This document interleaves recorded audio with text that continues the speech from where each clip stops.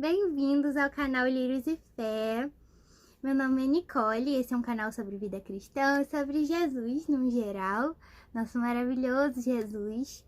E nesse vídeo eu vou estar lendo com vocês todos os evangelhos e o livro de Atos. Por que disso? Porque eu faço seminário e o dever de casa foi ler os 4 evangelhos e Atos, porque a gente está tendo uma matéria chamada Panorama do Novo Testamento. E então a gente precisa estar focando bem nessa parte, nessa primeira parte. Depois, na outra parte da matéria, que é em outro semestre, a gente vai ver o resto do Novo Testamento. Eu já tinha que ter começado, gente, porque eu já sabia dessa informação desde sábado. E hoje é quarta-feira e até agora eu não comecei.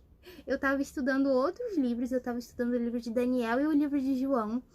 E eu vou ter que, assim, mudar totalmente o esquema aqui para conseguir ler os 4 evangelhos e o livro de Atos, que não é um livro pequeno, até o sábado. Então eu decidi documentar esta aventura, porque no sábado de manhã eu já tenho que estar com tudo lido. Então eu tenho, assim, 3 dias para ler esses livros todos. E eu tô bem empolgada. Eu já tentei fazer um desafio. Eu devia ter documentado para cá também, de ler a Bíblia em uma semana. E assim, não deu muito certo, porque é muita loucura. Você tem que ler, tipo, muito por dia, assim, umas 200 páginas, 300 páginas por dia, sei lá. Eu cheguei até o livro de Jeremias e depois eu desisti, porque realmente é muito difícil. Mas o legal dessas leituras que são, assim, super rápidas, super corridas, assim, que você não para realmente para refletir, você só quer ter um panorama mesmo, é o nome da matéria do meu seminário, Panorama do Novo Testamento. Quando você quer ter esse panorama, é bem legal você ler dessa forma, porque você imerge dentro da história, como se você lê todas as narrativas dos evangelhos, é como se você estivesse dentro da história mesmo. Foi assim que eu me senti quando eu li, principalmente no desafio de uma semana, eu li o livro dos reis. Parecia literalmente que eu estava dentro da Bíblia, assim, que era um filme realmente na minha cabeça. Então eu tô bem empolgada. Vai ser top, mas assim, realmente vou ter que me dedicar muito, porque senão não vai dar. Gente, então, eu tava me organizando aqui pra leitura e eu vi que nessa Bíblia daqui, que eu tava tentando decidir a Bíblia que eu ia ler, qual versão que eu ia ler, provavelmente vai ser essa daqui mesmo, essa é aquela da Thomas Nelson, sabe? Da NVI. Provavelmente vai ser essa mesmo. Eu queria ler na cronológica, porque ler os evangelhos na cronológica, gente, é super legal, porque, deixa eu ver se eu consigo mostrar pra vocês. Os evangelhos na cronológica, você tem, tipo, os mesmos eventos, porque os evangelhos, eles estão divididos em sinóticos, que é Mateus, Marcos e Lucas, e João, que é um evangelho mais complementar dos outros evangelhos. Então, como eles são sinóticos, quer dizer que eles são muito parecidos, assim. Então, tem o mesmo evento narrado por diferentes pessoas. E isso é muito legal de ler na cronológica. Olha lá, Mateus, Marcos, Lucas. Aí aqui também tem João, ó. E é muito legal de ler na cronológica, porque você consegue entender diferentes perspectivas do mesmo evento, detalhes que tem em um não tem no outro. Então eu queria muito ler na cronológica, mas eu acho que não é prático, gente. Até porque às vezes eles adicionam outras passagens de outros lugares. Por exemplo, aqui tá adicionando 1 Crônicas. Já adicionaram Ruth ali no começo por conta da genealogia. Então, assim, não é prático para uma leitura que tem que ser feita corrida, que é o meu caso, que tenho 3 dias para fazer isso. Então, eu desisti de ler na cronológica. De repente, alguma passagem eu até olho na cronológica, mas a leitura mesmo eu vou fazer nessa Bíblia aqui, até porque ela é leitura perfeita. Ou seja, é aquela leitura que cansa menos os olhos. E é a Bíblia que eu mais uso mesmo, porque ela é boa para ler, assim, não cansa mesmo, ainda mais longas passagens, que vai ser o caso, né? Então, a minha Bíblia, ela começa aqui em Mateus no 849 e termina no 994, que é quando começa o livro de Romanos. São 145 páginas, gente, e são 117 capítulos, assim, eu tô um pouco desesperada depois que eu fiz esse cálculo, Mas, assim, vamos crer que vai dar certo, tá? Então, né, galera? 117 capítulos. Vai dar certo. A gente tem que acreditar. A fé é a certeza das coisas que se espera, a prova das coisas que não viram. Ainda não vi, entendeu? Não vi esse conhecimento aqui. Não tem ali os 117 capítulos lidos nesse momento, mas vamos acreditar, entendeu? Vamos acreditar. A narrativa dos evangelhos é fantástica. Cara, é o ministério de Jesus, então é muito fantástico, é espetacular.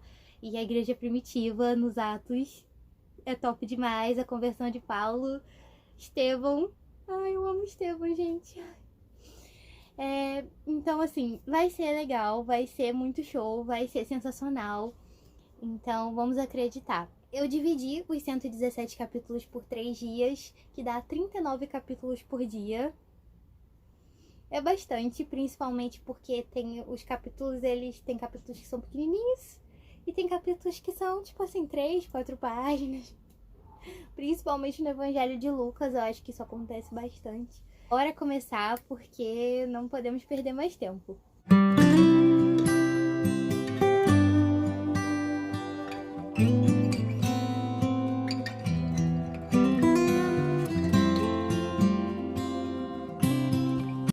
Gente, eu tava lendo aqui, e aí logo no começo de Mateus tem um negócio muito interessante, que eu nem ia falar nada, mas eu vi as anotaçõezinhas da Bíblia de Estudo, e aí eu fiquei assim, eu não posso deixar de falar, porque quando eu comecei a ler sobre isso, né, eu fiquei muito chocada, assim, porque eu nunca tinha pensado nessa tipologia, e eu achei muito legal. Que quando o Jesus é pequenininho e Jesus acabou de nascer, na verdade, e aí eles têm que fugir pro Egito porque Herodes está matando todos os meninos e tal. E aí, quando ele volta do Egito, que ele tem uns 3 aninhos de idade, eu acho, aproximadamente, é isso que falam os estudiosos, os historiadores. Quando ele tem aproximadamente 3 anos de idade, o anjo avisa José, o pai de Jesus, em sonho, que eles já podem voltar, porque Herodes já morreu. Então, eles estavam ali fugidos, né? E eles podem voltar. E aí, eu tava lendo sobre isso. Depois que Herodes morreu, um anjo do Senhor apareceu em sonho a José no Egito e disse: levante-se, tome o menino e sua mãe e vá para a terra de Israel, pois estão mortos os que procuravam tirar a vida do menino. Gente, eu sempre achei que essa passagem, tipo, não tinha nenhum duplo significado, mas nada na Bíblia é assim. Nada na Bíblia é assim, tudo tem um propósito, cada linha da Bíblia tem um propósito. E na minha Bíblia de estudo, eles explicaram que é tipo assim, isso é uma tipologia desde o tempo de Moisés. Por quê? Porque Moisés, ele estava no Egito, e aí Moisés, ele libertou o povo do Egito para eles poderem ir para a terra que Deus ia dar para eles, que era Canaã. Então, aqui da mesma forma, Jesus está no Egito e ele vai voltar para a terra dele. Para a terra, ele fala assim: vai para a terra de Israel, ou seja, ele vai para Israel para poder cumprir a missão dele, que é crescer lá e depois estabelecer o ministério dele e principalmente libertar o povo da opressão do pecado. Então, eu não sei se eu fiz claro, mas é como se Moisés fosse um tipo de Cristo. É uma tipologia, ele está ilustrando o que ia acontecer, que um dia ia chegar alguém que ia libertar eles não só da escravidão física, mas de fato da escravidão espiritual, da escravidão do pecado. Então aqui Jesus está como um novo Moisés, né? O libertador de fato, quem vai libertar a gente dos nossos pecados. E ele está saindo do Egito para a terra de Israel para libertar o povo. Tipologia é muito legal, gente. Eu acho muito incrível isso e eu nunca tinha reparado nisso. Impressionante como toda a Bíblia, desde o Gênesis até o Apocalipse, vai apontar para Jesus, sempre. O Antigo Testamento, principalmente, que não tinha Jesus ainda, quer dizer, Jesus sempre existiu, mas não tinha ele em carne, ele ainda não tinha vindo, né, como Messias.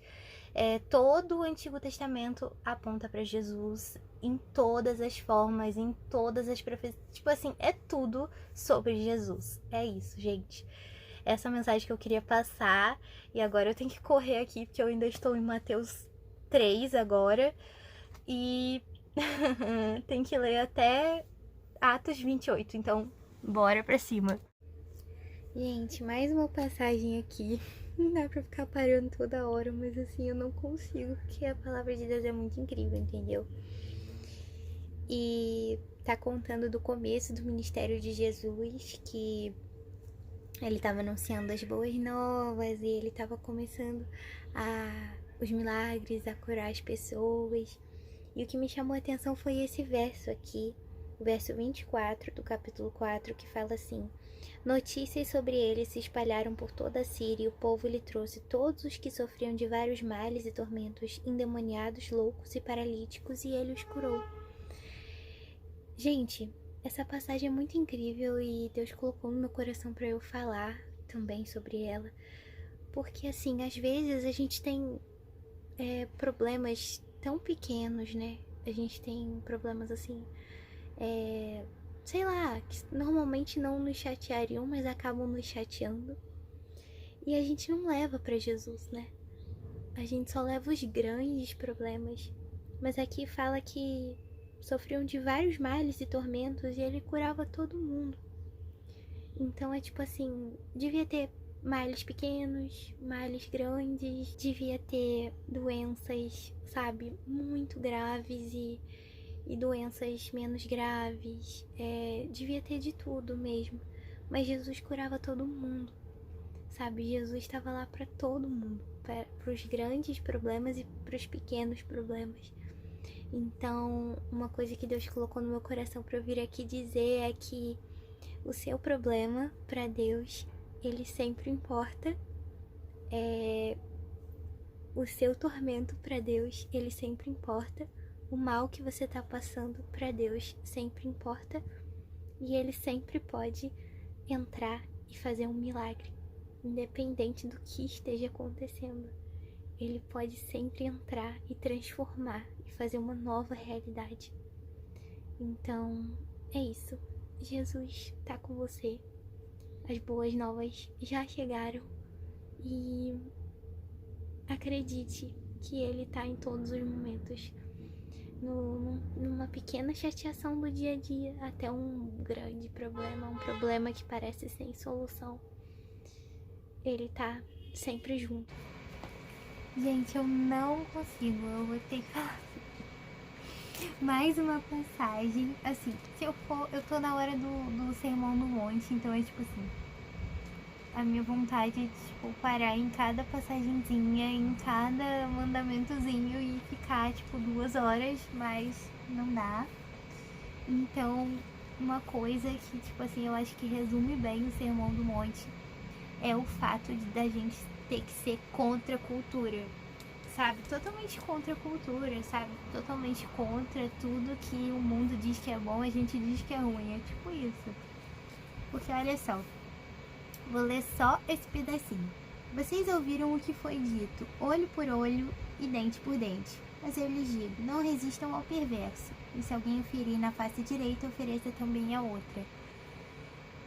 Começa esse versículo falando, vocês ouviram o que foi dito. Tipo assim, vocês ouviram, que no caso era uma parte da lei de Moisés. Então é tipo assim, hoje em dia a gente ouve muita coisa, né? A gente ouve que a gente tem que agir de uma certa forma, a gente ouve que as pessoas agem desse jeito, então a gente também tem que agir desse jeito. A gente escuta muita coisa, né? A gente ouve o que foi dito, mas a gente tem os mandamentos aqui pra dizer o que de fato a gente tem que fazer, né? Então, Jesus chamou a gente para ser contra a cultura. Tudo que o mundo diz que é legal, a gente diz que o contrário é legal. Então, aqui tá falando mais específico sobre relacionamento, né? Se o mundo diz que, por exemplo, se alguém te fez mal, você deve, sei lá, amaldiçoar essa pessoa, xingar essa pessoa e, enfim, excluir essa pessoa para sempre. A gente sabe que não é bem assim, a gente tem que orar pela pessoa, liberar perdão, porque a gente muitas vezes fica com uma rusga no coração, né, com aquela pessoa. e agir de uma forma totalmente contrária, né? Se a pessoa, enfim, foi super ruim com a gente não pode responder da mesma forma. A gente deve responder sendo cordial com a pessoa, amando essa pessoa. E eu não tô dizendo que isso é fácil, mas eu tô dizendo que é isso que Jesus nos chama para fazer, e Ele é o único que pode transformar nosso caráter pra gente conseguir agir assim, né? Então é isso. Fomos chamados para ser contra a cultura. O Sermão do Monte tem muito essa mensagem, tipo assim, vocês ouviram que tem que fazer isso, mas não façam, façam o contrário.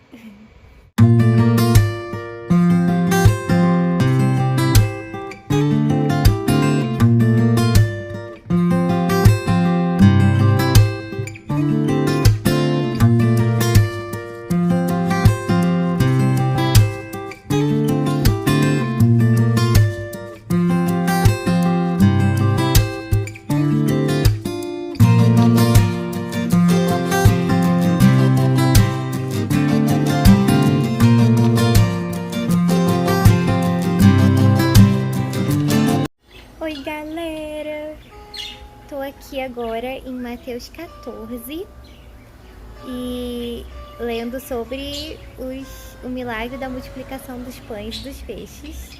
Esse milagre é muito incrível, ele é muito legal. E quantas lições a gente pode tirar dele, né? Uma coisa que eu nunca tinha parado para reparar é quando os discípulos chegam para ele e falam assim: tudo que temos são 5 pães e 2 peixes. Eles chegam para Jesus e falam assim: Jesus, tudo que a gente tem é isso aqui, tipo assim, não dá, sabe, não tem condição. E aí Jesus vai lá e fala aqui que ele, tomando os 5 pães e 2 peixes e olhando para o céu, ele deu graças e partiu os pães. Em seguida deu aos discípulos e esses à multidão, e todos comeram e ficaram satisfeitos. Ainda sobrou muitos cestos. Então é tipo assim, muitas vezes a gente acha que não tem nada, né? Não só na questão financeira, mas assim, de capacidade mesmo. Deus, nada é impossível. A gente pode ter um negócio mínimo que a gente acha que não é nada, que aquilo não vai dar em nada, que aquilo não é o suficiente, que aquilo não vai se realizar. Mas para Deus tudo é possível. Se Deus tiver um propósito, aquilo vai se realizar, né? Então, o próprio Moisés também, ele chega para Deus e fala assim: eu não sei nem falar. Eu não sei nem falar. Você quer que eu seja o líder, tipo, de Israel para liderar, sei lá, milhões de pessoas? Eu não sei nem falar. E Moisés era gago, né, gente? Então ele realmente tinha ali uma dificuldade, né? E ele ia ter que falar para muita gente, ia ter que fazer essas pessoas prestarem atenção nele, acreditarem nele, embarcarem na dele, e é isso aí, entendeu? E aí Deus falou assim: quem fez a boca do homem? Não fui eu, o Senhor? Então é tipo assim, eu vou te fazer falar, fica tranquilo, vai dar tudo certo, sabe? Eu tenho um propósito com isso, você tem que confiar em mim. E foi a mesma coisa aqui, sabe? Eles chegaram e falaram: a gente só tem 5 pães e 2 peixes, olha o tanto de gente, não vai dar, sabe? E aí Jesus falou assim: não, vai dar sim, claro que dá, vai dar tudo certo. E deu. Como Jesus, ele dá existência a coisas que não existem, né? Até o verbo, né, que é de criar. Eu acho criar, surgir. Não lembro qual é o verbo, mas tá lá no Gênesis, que ele fala assim: haja luz. E que ele faz, tipo, as criaturas surgirem, os peixes, as plantas, tudo isso. Que no hebraico é bara, eu não sei falar direito, mas literalmente quer dizer no hebraico fazer surgir aquilo que não existe, dar existência àquilo que não existe. Então é isso que Jesus faz, é isso que Deus faz. Ele dá existência àquilo que não existe. E se a gente sonha os sonhos de Deus, se a gente pede para sonhar os sonhos de Deus, Ele vai realizar eles, mesmo que a gente não acredite, mesmo que a gente ache que não tem nada é impossível para Deus. Ele faz surgir daquilo que não tem. E é isso aí. tão feliz. Terminei Mateus. Nossa, Mateus é muito incrível, gente. Particularmente é meu evangelho favorito, porque é sensacional. E a maneira como Mateus apresenta Jesus como rei de Israel, né? Então ajuda a gente a entender a perspectiva que os israelitas tinham, sabe, do Messias e como o Messias realmente era. Realmente era, não, realmente é, que ele tá vivo. Eu amei demais. Agora eu já estou em Marcos 4. Depois que eu comecei a escutar a Bíblia, que foi mais ou menos no almoço, a leitura fluiu muito mais, porque eu continuei escutando a Bíblia. Porque antes eu estava escutando música, mas depois eu continuei escutando a Bíblia e lendo, escutando e lendo, escutando e lendo. Então eu fiquei muito concentrada e acabou que a leitura foi muito rápida.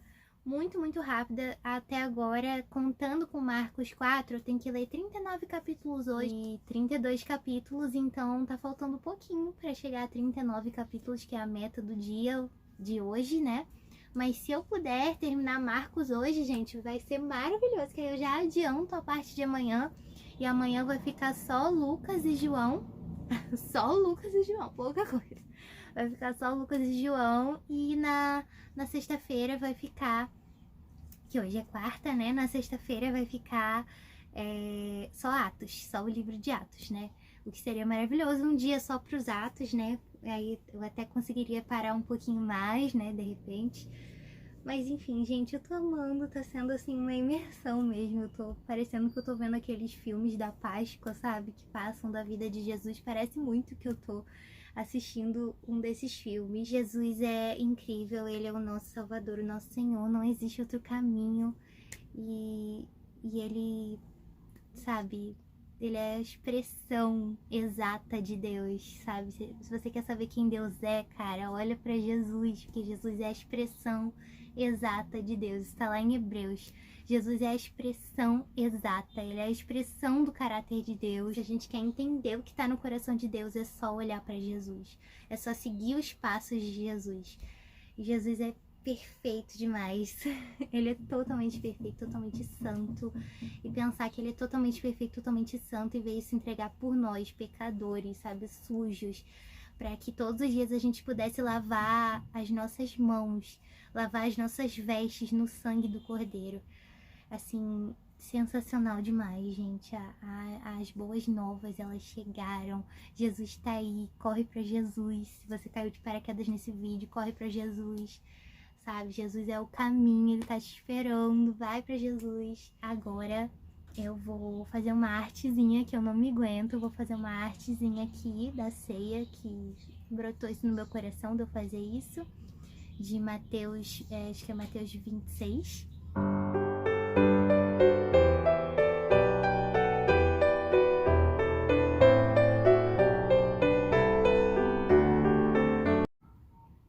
Oi, meu povo! Já passou muitas horas desde o último take desse vídeo e agora eu estou em Marcos 11. Palminhas! Tô muito feliz que vai dar pra terminar Marcos hoje e tá sendo sensacional demais, gente. Não tenho palavras, de verdade. Muito, muito bom. Amanhã vai ser um dia muito corrido, então eu vou ter que acordar bem mais cedo pra eu conseguir ler tudo. Mas vai dar certo, em nome de Jesus. E eu tô passando agora por aquela passagem da figueira, que eu amo, gente. Eu amo essa passagem que Jesus tá com fome e ele vê uma figueira de longe e aí ele vai lá pra ver se tem fruto. E aí ele chega perto dela e ela tá sem fruto, aí ele fala, nunca mais dê fruto. Aí a figueira seca, Aí Pedro fala, lá, mestra, a figueira que você falou pra ela nunca mais dar fruto secou. E aí ele dá uma lição de fé, né? Que se a gente acreditar de fato, a gente pode fazer muito mais do que isso, né? Então, que tipo de fé que a gente tá tendo, gente? A gente precisa ter fé, sabe? Que as coisas vão acontecer. A fé move montanhas, de verdade. A gente tem que acreditar. E é isso aí, gente. Vejo vocês amanhã.